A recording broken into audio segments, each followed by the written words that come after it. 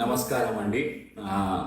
తిరుపతిలో మనం మార్చ్లో చేసిన ఒక వ్లాగ్ మన ఇంతమంది శ్రీవారి భక్తుల్ని హర్ట్ చేస్తుందని మనం అసలు అనుకోలేదు. ఎంటర్టైన్మెంట్ కోసం చేసిన ఈ బ్లాగ్ ఇలా మారిపోతుంది అనుకోలేదండి. అంటే ఇంతమందికి హర్ట్ అవుతుందని మనకు తెలుస్తుంది. డెఫినెట్లీ ఇట్లాంటి బ్లాగ్ కానీ వీడియో కానీ చేసే వాళ్ళమే కాదు.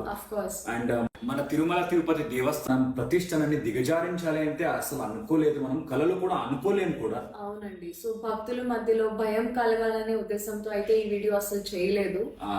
మేమిద్దరము మన శ్రీవారి అండ్ మన వెంకటేశ్వర స్వామి పెద్ద భక్తులం అంటే అది మీ అందరికి కూడా తెలుసు. అండ్ శ్రీవారి భక్తుల్ని కించపరిచేలా కోట్లాది మంది హిందూ భక్తుల మనోభావాలు, అదే విధంగా మన టీటీడీ యొక్క పవిత్రతను దెబ్బతినే లక్ష్యంతో అసలు మనం చేయలేదు. తెలియకుండా జరిగిన ఈ తప్పుని మీరందరూ క్షమిస్తారు అని కోరుకుంటున్నాము. వీఆర్ ఎక్స్ట్రీమ్లీ సారీ అండి.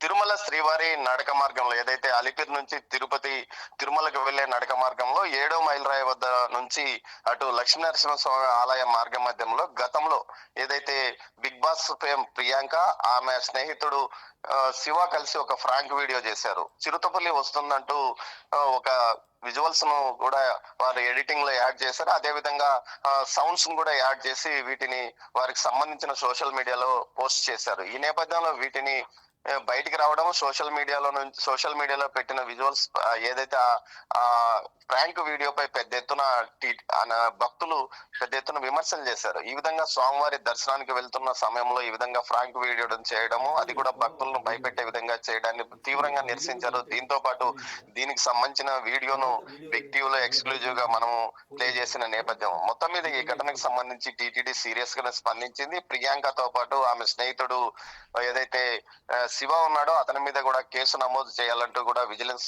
విచారణకు ఆదేశించిన నేపథ్యం. మొత్తం మీద ఈ వ్యవహారం ఈ విధంగా నడుస్తున్న నేపథ్యంలో ప్రియాంకను ఆమె స్నేహితుడు శివ ఒక ఫేస్బుక్ సోషల్ మీడియాలో ఒక పోస్ట్ చేశారు. ఈ పోస్ట్ ప్రకారము తాము ఏదైతే శ్రీవారి భక్తులము అందరినీ వినోదపరచడం కోసం ఈ ప్రాంక్ చేశాము, కానీ ఈ విధంగా అందరూ దీనిపైన భక్తులు భయాందోళనకు గురైనట్లు వార్తలు వస్తున్నాయి. దీంతో పాటు దీని మీద మేము ఎలాంటి వ్యతిరేకత భావంతో ఈ పోస్ట్ ఈ ప్రాంక్ వీడియో చేయలేదు, ఏదైతే తప్పైతే మమ్మల్ని క్షమించండి, మేము శ్రీవారికి భక్తులం అంటూ చెప్పుకొచ్చిన నేపథ్యం. మొత్తం మీద అయితే ఈ విధంగా ఫ్రాంక్ వీడియో చేసిన వారు తర్వాత ఇప్పుడు ఏదైతే టీటీడీ కేసు నమోదు చేస్తుందంటూ వార్తలు వచ్చిన నేపథ్యంలోనూ టీటీడీ కూడా ఈ విషయం మీద సీరియస్ గా తీసుకుని భవిష్యత్తులో శ్రీవారి దర్శనానికి కూడా వారికి అనుమతించకుండా వచ్చే పాలక మండలి సమావేశంలో తీర్మానం చేస్తామంటూ ఏకంగా టీటీడీ పాలక మండలి సభ్యుడైన భానుప్రకాష్ రెడ్డి కూడా 2 రోజుల క్రితం చెప్పాడు. ఈ నేపథ్యంలోనే వారు ఈ సోషల్ మీడియాలో పోస్ట్ పెట్టినట్టు తెలుస్తుంది. అయితే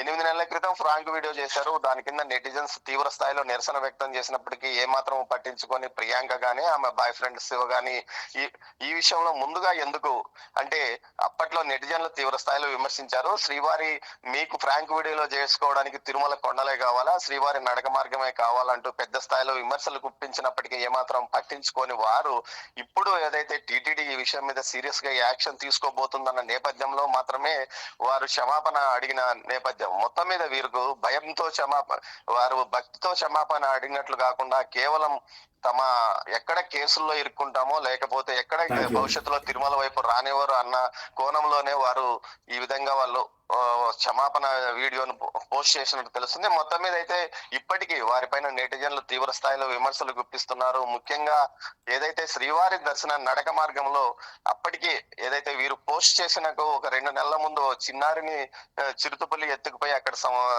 చంపివేసిన ఘటన, ఆ తర్వాత ఒక అబ్బాయిని ఎత్తుకుపోయి తర్వాత వదిలేసిన పరిస్థితి. అంటే ఆ దారిలో వెళ్ళడానికి కొంత భయపడుతున్న నేపథ్యం టీటీడీ అధికారులు గానీ అటు ఫారెస్ట్ విభాగం గానీ పెద్ద ఎత్తున అక్కడ భద్రతా చర్యలు చేపట్టింది. చుట్టూ ఉన్న చెట్లను కొట్టివేయించింది.